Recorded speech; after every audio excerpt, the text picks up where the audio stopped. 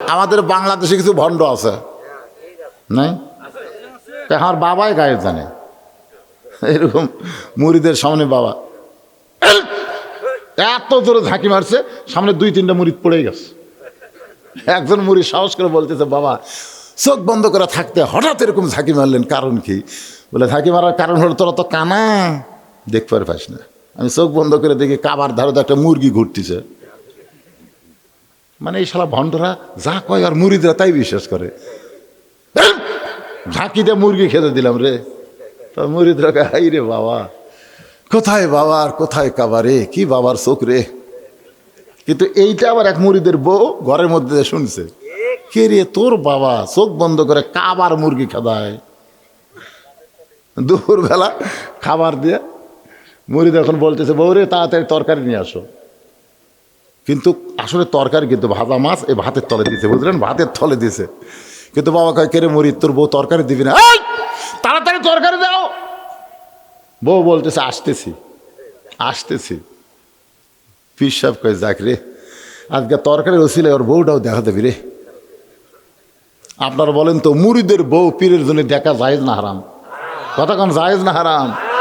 যখন ইয়াসার রাদিয়াল্লাহু বাড়িতে গেল, সুমাইয়া বলতেছে, ওগো স্বামী আপনার চেহারা নূর দেখে আমি ঈমান গ্রহণ করব। ইয়াসার রাদিয়াল্লাহু নবীর কাছে এসে বলতেছে, ইয়া রাসূলুল্লাহ আমার বউ সুমাইয়া মুসলমান হবার চাই, আমি কি আমার বউকে আপনার কাছে নিয়ে আসবো? আল্লাহ রাসূল বললেন, বাল্লিগু আন্নি ওয়ালা আয়া, তোমার বউরে আমার কাছে আনা লাগবে না, তুমি যে কলমা গ্রহণ করছো সেই কলমার দাওয়াত তোমার বউরে দাও। জোরে কোন সুবহানাল্লাহ। আল্লাহ রাসূল যদি বলতেন তোমার বউ লিয়ে আসো যাও, আমরা সবাই দলিল পেতাম, যাক রে তাহলে মুড়িদের বউকে পীরের কাছে লিয়ে যাওয়া যাবে। তখন পীরের একটা দলিল দিত। এখন ভাতের তলে ভাজা মাছ, এরপরেও পীর যখন বলে তরকারি দিবি না, মুরিদ বলে, কে রে বউ তাড়াতাড়ি তরকারি নিয়ে আসো। বউ বলে, আসতেছি। বউ লিয়ে আসতেছে ঝাঁটা, ধরে বলেন কি ঝাঁটা লিয়ে আসে বাপের পিঠের ভরে মারছে বাড়ি। ওই আমার বাপকে মারিস কেন? তোমার বাপ চোখ বন্ধ করে কাবার মুরগি খেদায় আর ভাতের তলে মাছ দেখবার হয় না। এই ভণ্ডামি ইসলামে নাই। ফাতেমা কাঁদতে কাঁদতে ঘরের মধ্যে ঢুকলো, এটা রাসূল জানে, কারণ মাকে তার মেয়ে কাপড় পরাবে, অবশ্যই কাঁদবে। কিন্তু হাসতে হাসতে দরজা খুললো। কি কারণে ফাতেমা হাসতেছে এটা রাসূল জানে না। এখান থেকে প্রমাণ হলো আমাদের নবী গায়েবের মালিক না, গায়েবের মালিক একমাত্র কে? তাহলে আমার সঙ্গে সকলে একবার পড়েন, হুয়াল্লাহুল্লাযী লা ইলাহা ইল্লাহু আলিমুল গায়বি ওয়াশ শাহাদাতি হুয়ার রহমানুর রহিম।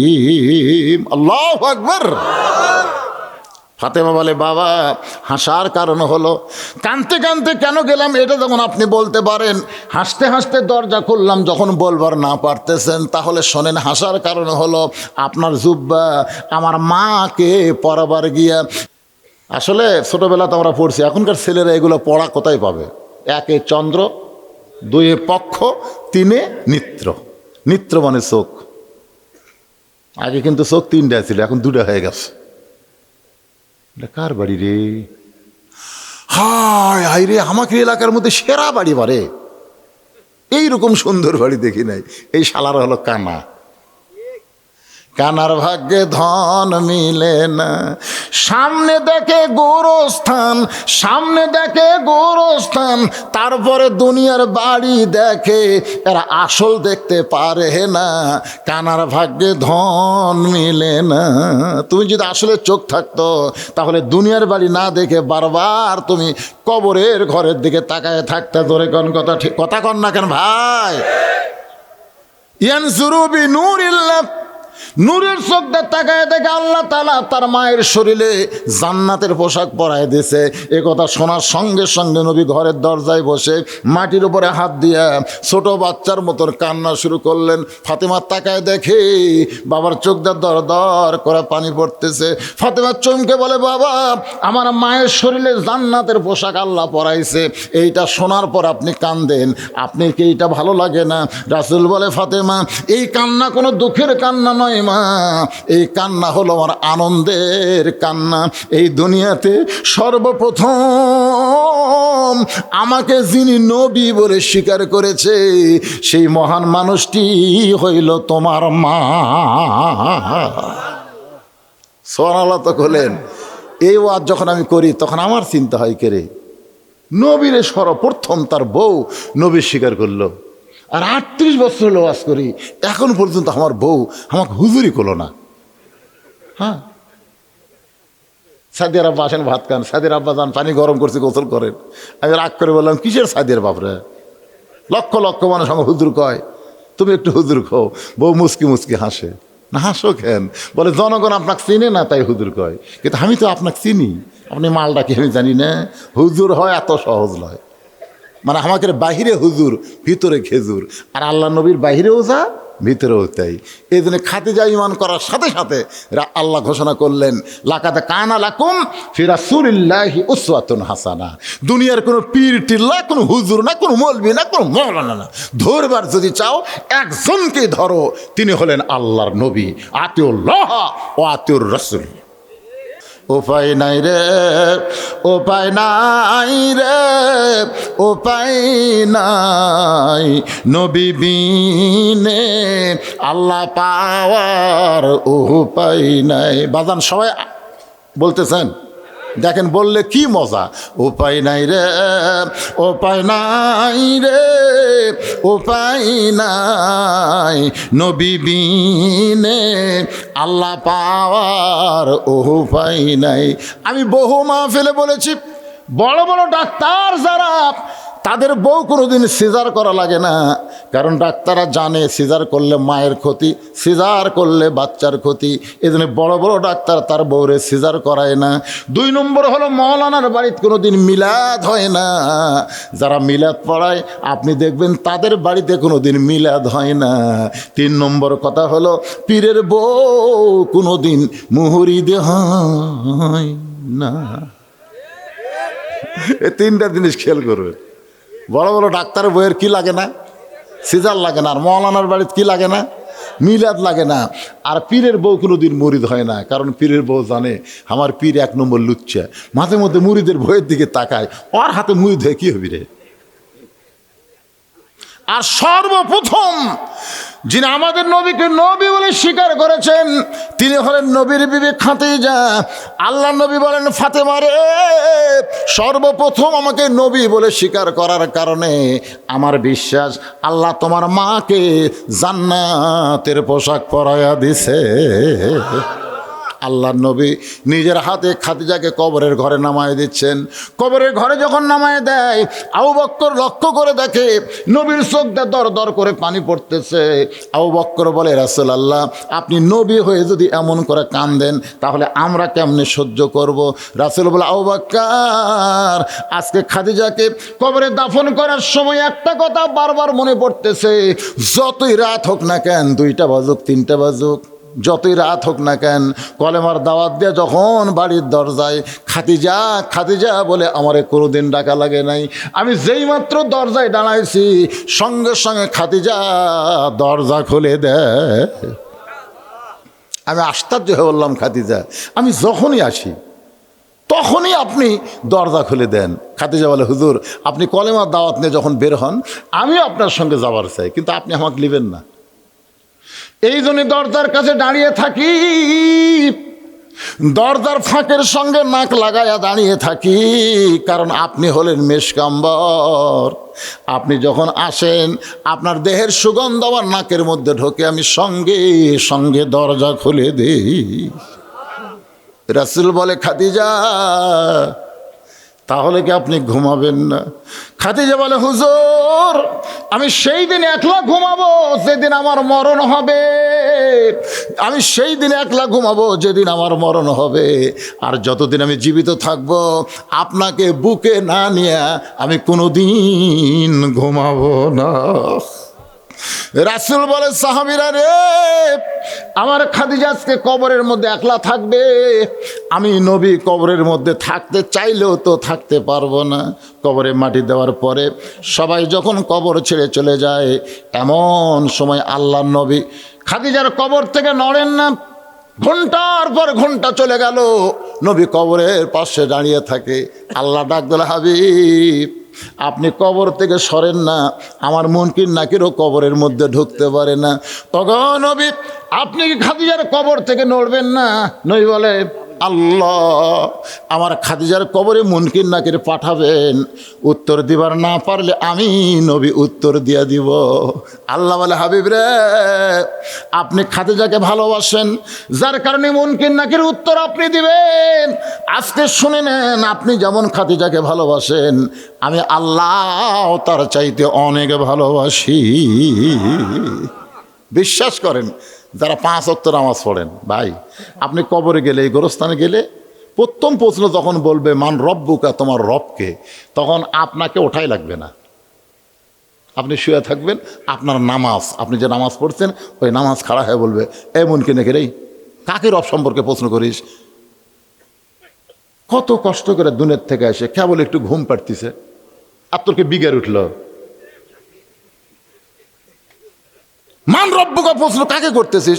আচ্ছা প্রশ্নের উত্তর দেওয়ার আগে বলতো, যে লোকটা শুয়ে আছে এই লোকটা সারা জীবন কয় ওয়াক্ত নামাজ পড়েছে? মন কিনা কিরকম আমাকে ক্যালকুলেট, তো ক্যালকুলেট নাই তো প্রশ্ন করিস কেরা? কয় রাকাত নামাজ পড়েছে? আমার ওয়াক্তই কর পারতেছি না, রাখাত কেমনে কো কে পাগলারা। এই যখন মসজিদে গেছে, প্রথম মসজিদে ঢুকে কি করছে জানিস? এরকম নিয়ত বান্দার পরই বলছে আলহামদুলিল্লাহ রব্বিল আলামিন, রুকুত গে সনব্বেল আজিম, সেদের যে সনব্বেল আলা। ক্রিয়া তোমার রব রব করে কেবল আরামের ঘুম দিছে, আবার রব। 2 ফেরেশতা আল্লাহ কয়, আল্লাহ তোমার বান্দাকে মান রব্বুকা প্রশ্ন করার সাথে নামাজ যে খেপা খেপছে, আমরা কি করব? আল্লাহ কয় যে নামাজ নিয়ে কবরে আইছে, তার রবের উত্তর হয়ে গেছে। জোরে কেন সুবহানাল্লাহ। যে নামাজ নিয়ে কবরে গেছে তার রবের উত্তর হয়ে গেছে। সুবহানাল্লাহ কন না কেন? তা আপনারা কারা কারা ফজরের নামাজ পড়বেন? হাত তুলব, হাত তোলার দরকার নাই বাজান, কারণ অনেক লোক ঠেলা হাত তুলবি। আল্লাহ কোরআনে বলেছে, লিমা তাকুলু মা লা তাফালুন, কথার সাথে যদি কাজের মিল না থাকে টাটকা মুনাফিক। তা আমি আপনাকে মুনাফিক বানাবো? আপনার বিবেক যে আদালত আছে, এই আদালত আপনি প্রশ্ন করেন যে আপনি মাগরিব এশা পড়েননি। মনে করেন এখানে যদি কেউ থাকেন এরকম যে মাগরিব এশা পড়েননি, ফজর আসার আগেও যদি মরে যায়, আর এই গোরস্থানে যে কবরের কাছে থোয়া হবে, অবশ্যই তো একটা কবরের পাশে আর একটা কবর খুঁড়বেন। কথা কন না কেন ভাই? ইমাম গাজ্জালি বলেছে, ইমাম মালিক রহমতুল্লাহ বলেছেন যে কোনো বেনামাজি, চিহ্নিত বেনামাজি যদি মরে যায়, নামাজের গোরস্থানে তাকে দাফন করা কবিরা গুনাহ। কথা কন না একেবারে কবিরা। আর জানাজায় যারা অংশগ্রহণ করবে, বেনামাজির জানাজায় যারা অংশগ্রহণ করবে, তাদের আমল নামায় আল্লাহ 1 হুকবা পরিমাণ পাপ দিবে। ছাত্ররা বলল, হুজুর 1 হুকবা মানে উহুদ পাহাড়ের সমান। তার মানে কি বেনামাজির জানাজাও করা যাবে না। ছাত্ররা বলল, হুজুর বেনামাজি মরলে তাহলে আমরা কি করব? ইমাম মালিক বললেন, কোনো কুত্তে যদি রাস্তাত মরে তোমরা কি করো? আমরা কুত্তে পুঁতে থুই, কারণ রাস্তাত মরে থাকলে পোজা গন্ধ হবে, এই গন্ধর থেকে বাঁচার জন্য আমরা পুঁতে থুই। ইমাম মালিক বললেন, একটা কুত্তাও যা, একটা বেনামাজিও তাই। গোসল করার লাগবি না, কাপড়ের কাপড় পরান লাগবে না। যে কাপড় পরে মরিছে ওই কাপড় পরা অবস্থা দড়ি লাগে টেনে নিয়ে আসে গোরস্থানে লয়, একটা নর্দমাতা পুঁতে থো। একটা বেনামাজি পুঁতে পারলে আর কোনোদিন বক্তার নামাজের ওয়াজ করা লাগবি না। ওই চিন্তা করবি, আমি মরে গেলে আমাকে তো পুঁতে থুবি রে। কি মনে করতেছেন? বাইনাল আবদি ওয়াল কুফরি তরকুস সালাত। আল্লাহ রাসূল বলেছেন, বুখারী মুসলিম শরীফের হাদিস, বুখারী এবং মুসলিম মুত্তাফাকুন আলাইহি, 2 কিতাবের হাদিস হচ্ছে, বান্দা আর কাফেরকে পৃথক করার জিনিসটার নাম হলো নামাজ। যে নামাজ পড়বে সে আল্লাহর বান্দা, যে নামাজ পড়ে না সে ডাহা কাফের। মান তারাকা সালাতু মুতাম্মিদান ফাকাদ কাফারা। ইচ্ছা করে ফজরের নামাজ যারা বাদ দিল, আল্লাহর সঙ্গে তারা কুফরি করলো। আর সেই শালা কাফেরও লিয়ে আপনি কুটি তুচ্ছেন। যারা মাগরিব এসা পড়েননি, এখন নিয়ত করেন, আল্লাহ বেঁচে যখন এখন আসি, আল্লাহ যা ভুল করা করছি ফজর থেকে আর নামাজ ছাড়বো না। খালি নিয়ত করা মাত্রই আপনি যত নামাজ পড়েননি, আল্লাহ সমস্ত না পড়ার পাপ মাফ করে দিয়ে দিবে।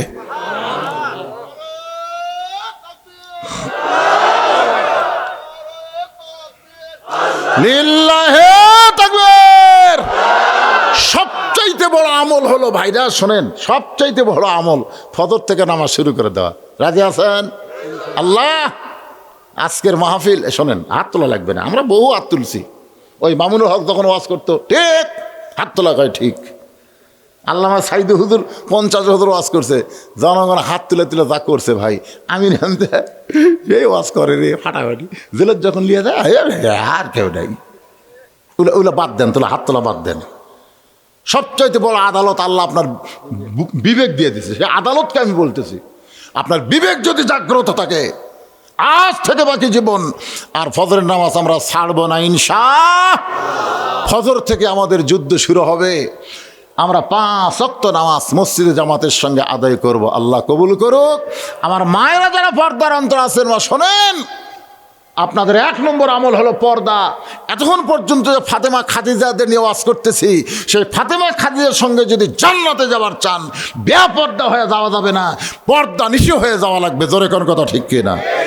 মেয়েদের জন্য আল্লাহ কোরআনে বলেছেন অকরনা ফি বুয়ুতিকুন্না ওয়ালা তাবাররাজনা তাবারুজাল জাহিলিয়াতিল উলা।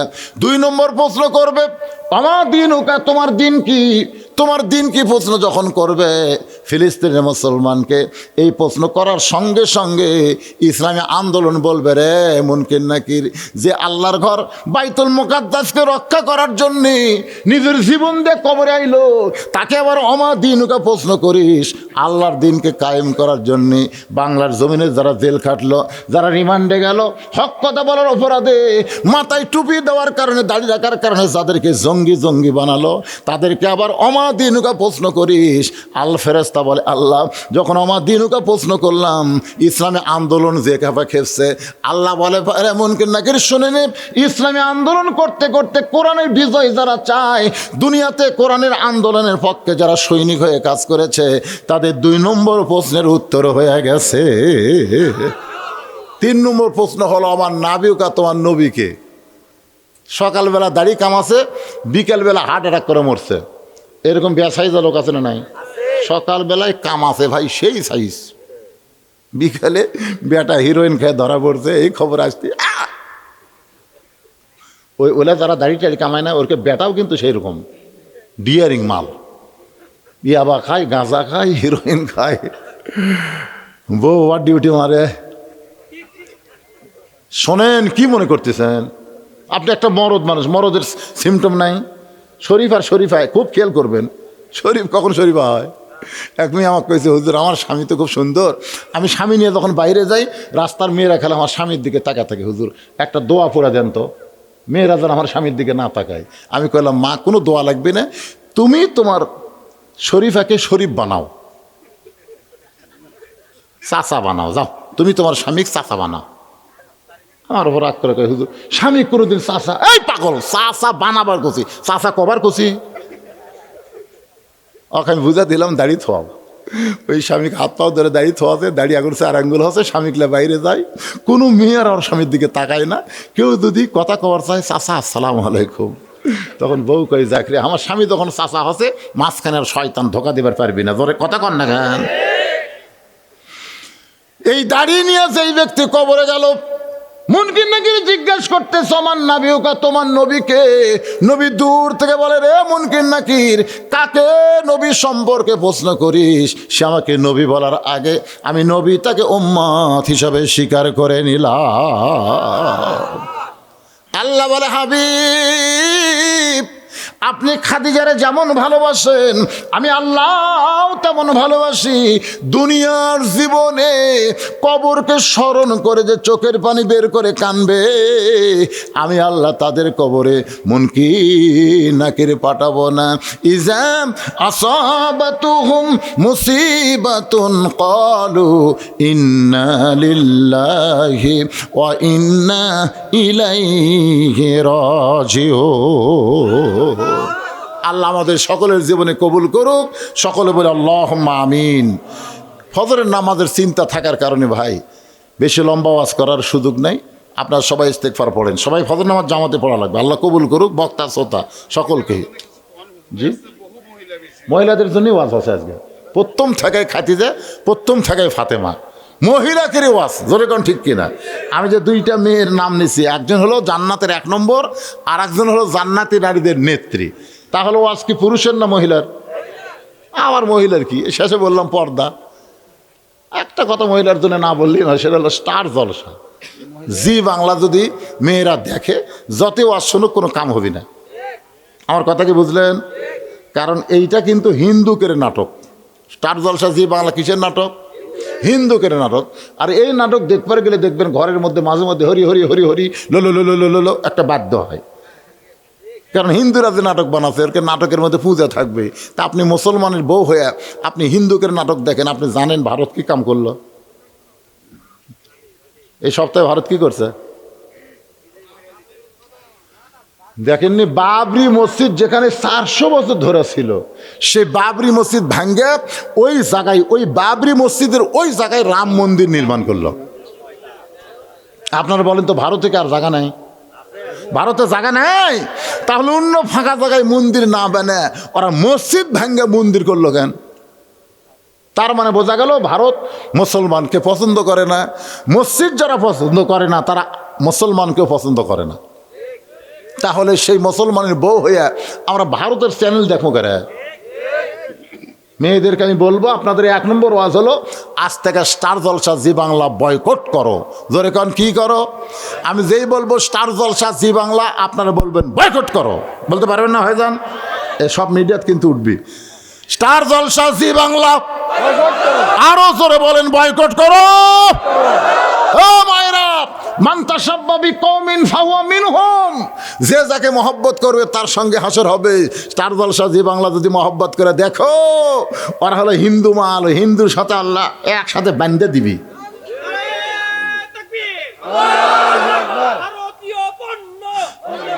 বর্জন করো, বর্জন করো ভারতীয় পণ্য। কোনো ভারতীয় জিনিস আমরা নেব না। আমাদের আল্লাহর ঘর ভাঙছে। আমার এলাকায় একটা বেনামাজি পর্যন্ত মসজিদে ভালোবাসে, জানেন? 2 বেনামাজি হুড়াহুড়ি লাগছে, ঝগড়া লাগছে। বিশ্বাস যদি না হয় মসজিদ সমস্যা। তাই বার হয়ে গেলাম, কে ভাই তোরা তো নামাজ পড়িস না রে? নামাজ না বললে কি হবে হুজুর? মসজিদ আল্লাহর ঘর। সেদিন থেকে আমার বিশ্বাস হয়েছে, আমাদের গ্রামীণ মসজিদ যদি ভাঙবার আসে, নামাজি বার হওয়ার আগে বেনামাজিরা শহীদ হবে। তোর কোন কথা ঠিক কিনা? নামাজ না পড়তে পারে, মসজিদ আল্লাহর ঘর, সবাই ভালোবাসে। আমি সেই ভালোবাসা যুবকদের বলতেছি, বাদান ভিতরে ঢোকো, ভিতরে ঢোকো। ইন্নাস সালাতা তানহানিল ফাহশাই ওয়াল মুনকার, একমাত্র নামাজই পারে মানুষের যাবতীয় খারাপি থেকে বাঁচাই দিতে। সুবহানাল্লাহ বলেন। হ্যাঁ, তাহলে ইনশাল্লাহ এই গোরস্থানে গেলেও আমাদের কোনো সমস্যা নেই।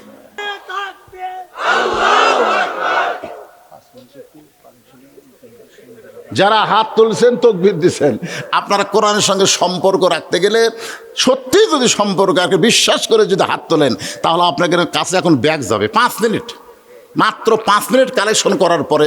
কালেকশনের হালত তো আমি দেখছি খুব ভালো না। এই টাকাতে মাদ্রাসা কেমনি চলবে?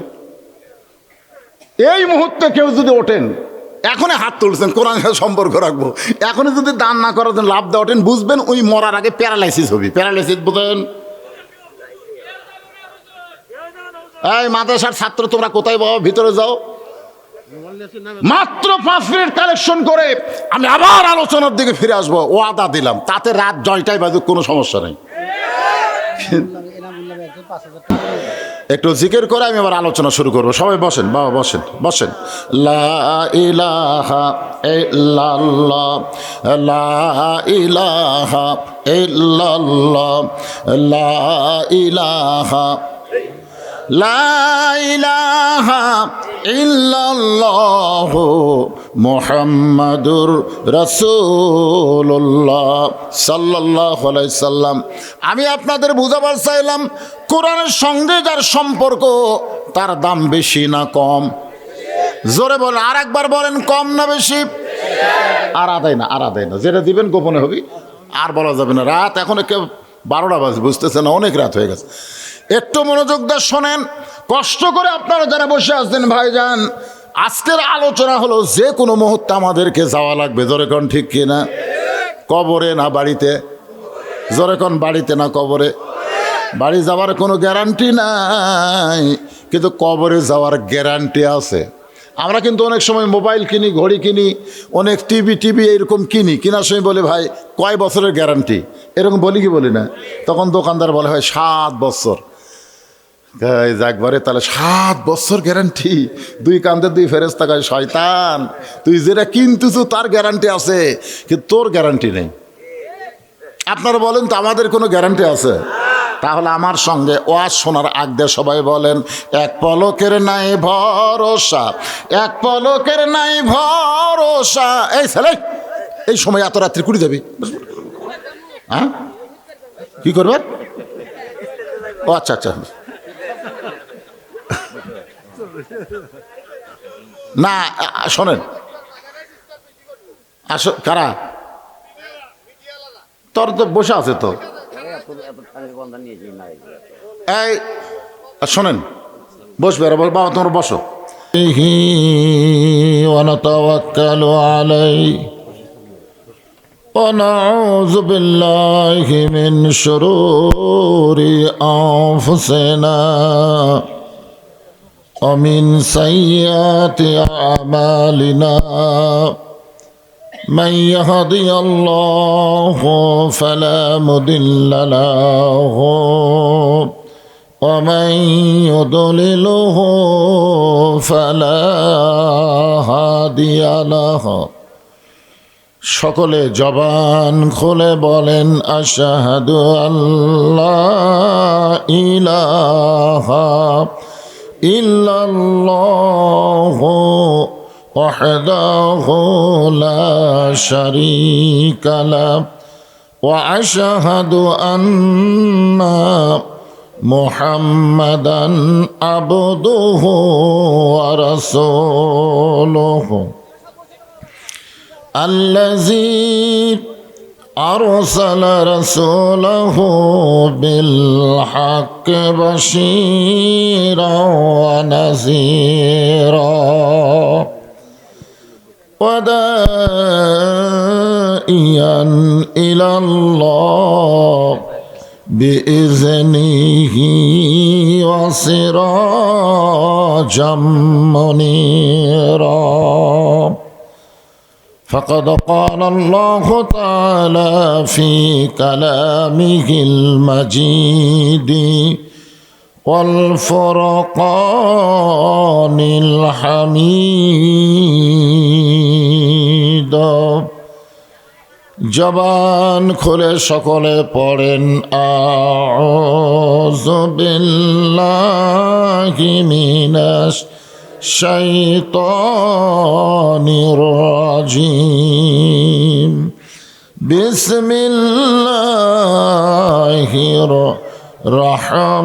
রহমানির রহিম। ইযা আসাবাতুহুম মুসিবাতুন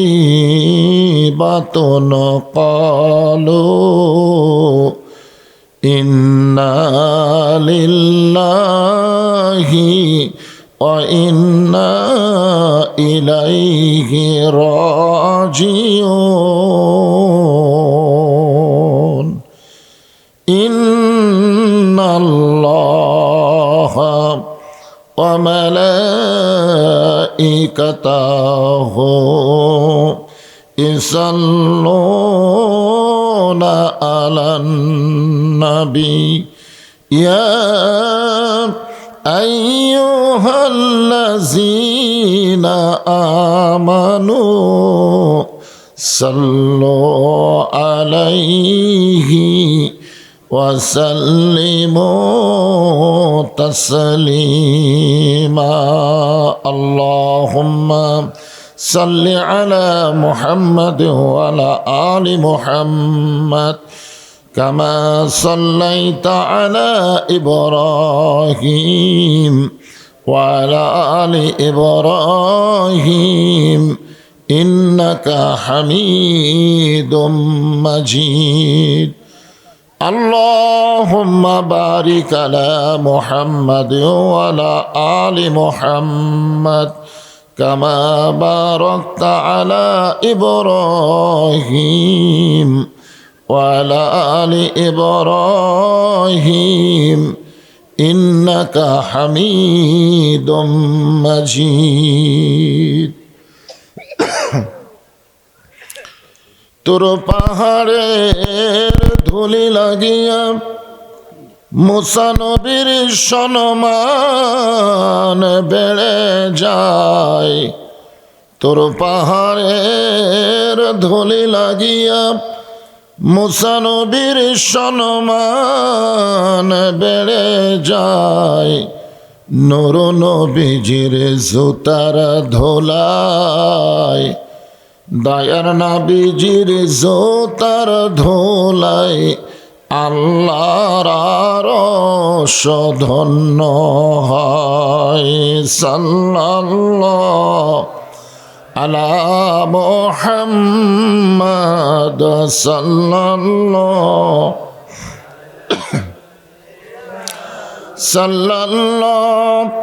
আলা মুহাম্মাদ সাল্লাল্লাহু মশরিকে হুব্বে মুহাম্মদ। সকলে বলি সাল্লাল্লাহু আলাইহি ওয়াসাল্লাম। मतलाए दीवानी माँ, मतलाए खुर्शीद इश्कास, सीनाए सो जाने माँ, बलागल उला बिकमालिही, कशफद दुजा बिजमालिही, हसनत जमीओ खिसालिही, सल्लो अलैहि व आलिही, अल्लाहुम्मा आमीन।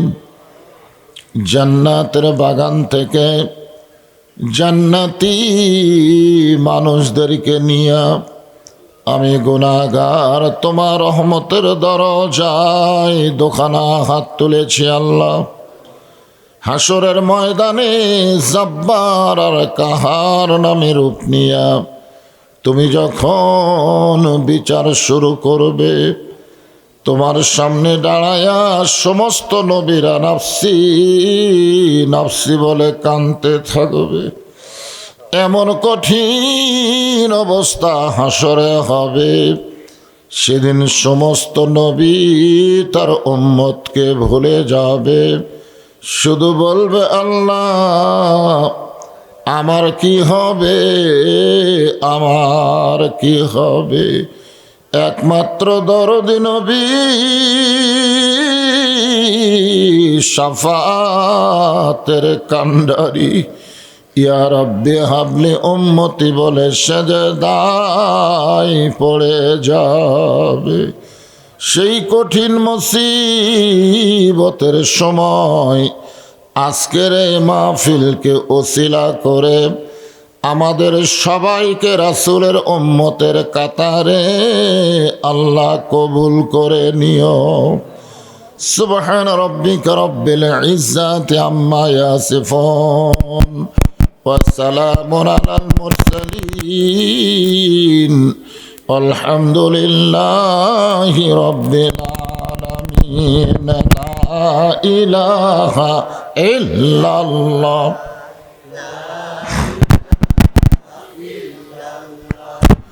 সবাই জবান খুলে আল্লাহর জিকির করতে কোনো শরম আছে?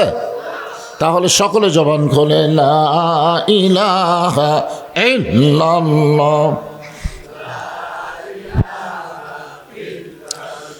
লা ইলাহা ইল্লাল্লাহ, লা ইলাহা ইল্লাল্লাহ, লা ইলাহা ইল্লাল্লাহ, লা ইলাহা।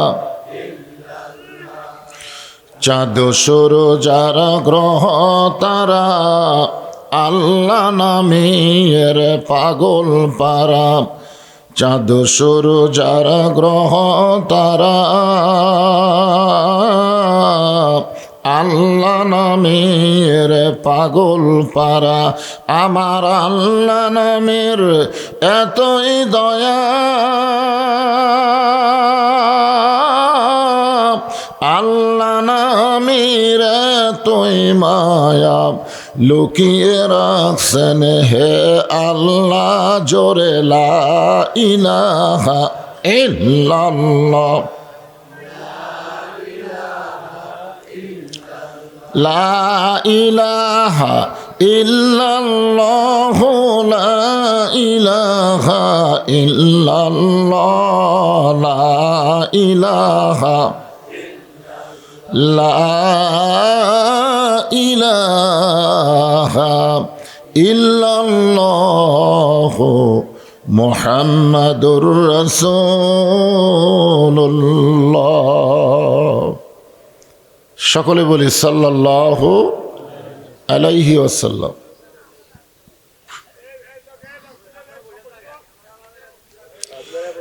হ্যাঁ, আপনারা যে এতক্ষণ জিকির করলেন, সবচাইতে উত্তম জিকির, আফজালুল জিকির লা ইলাহা ইল্লাল্লাহ।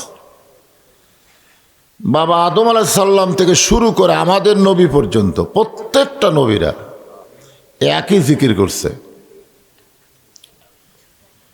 আল্লাহ রাসূল বলেন, কোনো ব্যক্তি সারা জীবন যদি পাপ করে কিন্তু মৃত্যুর সময় এই জিকির করতে করতে যদি মারা যায়, শুধুমাত্র জিকির করার খাতিরে আল্লাহ তার জীবনের সব গুনাহ মাফ করে দেয়। এই পৃথিবীতে যত ইবাদত আমরা পেয়েছি, আল্লাহর হুকুম মানিত ইবাদত, সবচাইতে দামি ইবাদতের নাম হলো জিকির।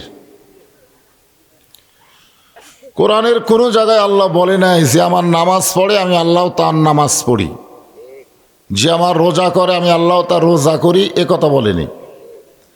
কিন্তু আল্লাহ বলেছেন যে আমার জিকির করে আমি আল্লাহ তার জিকির করি। ফাযকুরুনি আযকুরুকুম।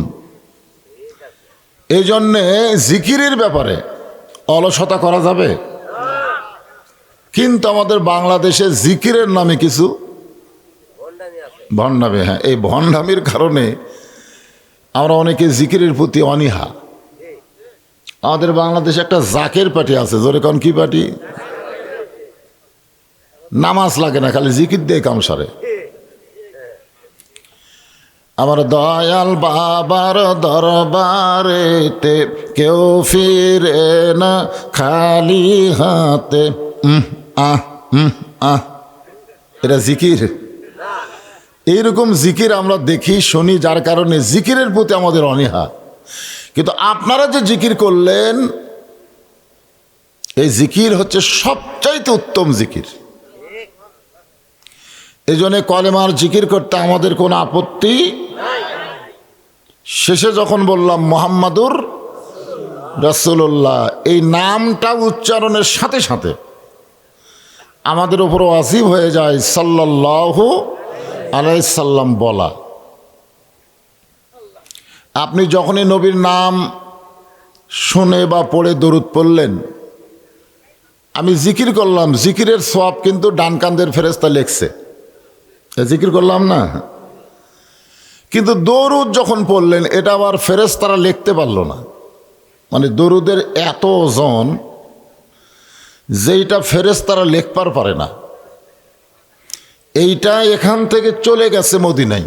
একদল ফেরেশতার কামই হলো আপনার দরুদ শেষ হওয়ার সঙ্গে সঙ্গে রাসূলের রওজা মোবারকে গিয়ে বলবে, ইয়া রাসূলুল্লাহ, জায়গার নাম কি? নারায়ণ সালুয়া। এ তো হিন্দু নাম, যাই হোক,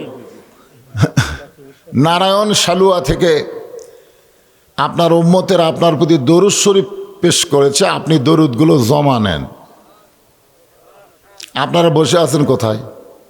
নারায়ণ সালুয়া, আর দরুদ পৌঁছে গেছে মদিনায়। আছেন আমার মুক্তার, আছেন আমার বারিস্টার, শেষ বিচারের হাইকোর্টেতে তিনি আমায় করবেন পার।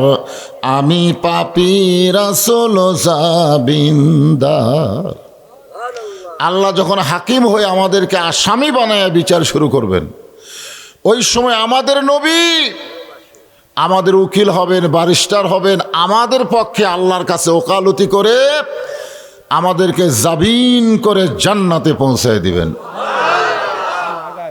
এই জাবিন করতে গেলে কি লাগবে? টাকা পয়সা লাগবে না, জাবিন করতে গেলে এই দরুদগুলো লাগবে।